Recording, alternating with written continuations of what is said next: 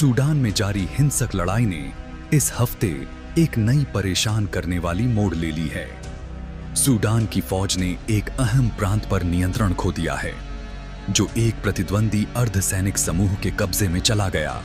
जबकि भयावह अत्याचार की रिपोर्टें सामने आ रही हैं, यह तीव्र लड़ाई जो 30 महीने से जारी है, में 40,000 से अधिक लोग मारे जा चुके हैं, जिससे नरसंहार के आरोप सामने आए हैं और 14 मिलियन से अधिक लोग बेघर हो चुके हैं। नतीजा यह है कि यह दुनिया के सबसे गंभीर मानवीय संकटों में से एक बन गया है।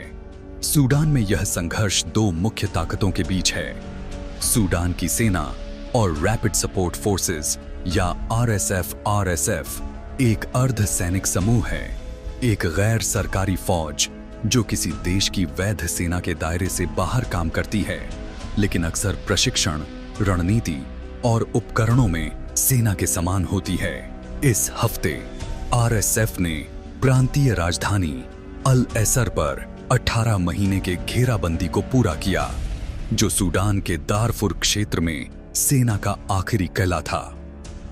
भयावह वीडियो सोशल मीडिया पर वायरल हो रही हैं, जिनमें RSF के सैनिकों को अल एसर से भागने की कोशिश करने वाले नागरिकों को मारते और पीटते हुए दिखाया गया है।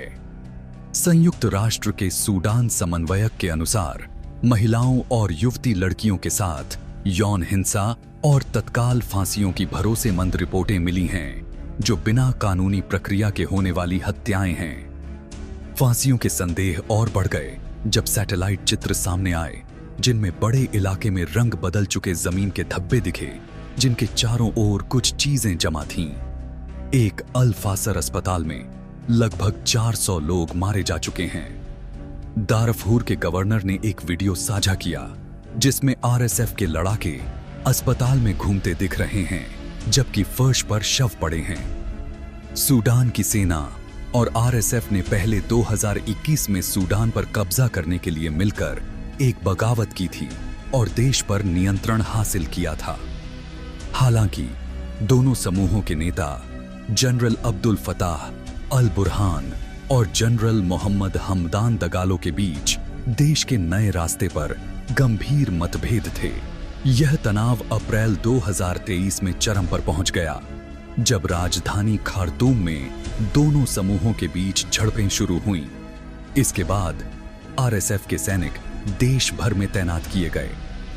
इसके बाद 2 साल और 6 महीने की लड़ाई में दोनों समूह राजधानी और प्रांतों पर नियंत्रण पाने के लिए लड़ते रहे, जिससे हजारों लोग मारे गए, लाखों बेघर हुए और देश के कुछ हिस्से अकाल का शिकार हुए। RSF पर दारफूर के जातीय रूप से मिश्रित इलाके में अरबी शासन कायम करने के लिए जातीय सफाई के अत्याचार करने का आरोप है। बाइडेन प्रशासन के हालिया कदमों में पूर्व अमेरिकी विदेश सचिव एंथनी ब्लिंकेन ने एक बयान जारी किया, जिसमें RSF पर नरसंहार करने का आरोप लगाया गया।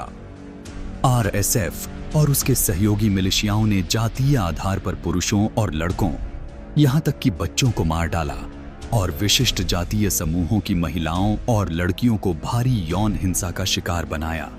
वही मिलिशिया भागते हुए नागरिकों को निशाना बनाते हुए निर्दोष लोगों को मारती रहीं और बाकी नागरिकों को जीवन बचाने वाली मदद तक पहुंचने से वंचित कर दिया। इस जानकारी के आधार पर मैं अब यह निष्कर्ष निकालता हूं कि RSF और उसके सहयोगी मिलिशिया ने सूडान में नरसंहार किया है।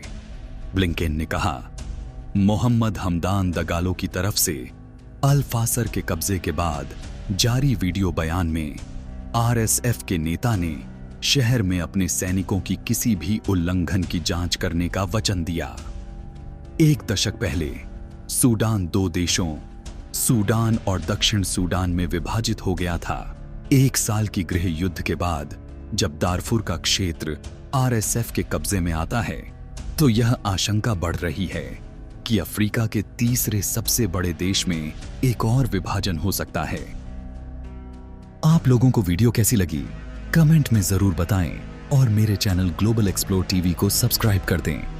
मेरे 1000 सब्सक्राइबर्स जल्द से जल्द पूरे करवा दें।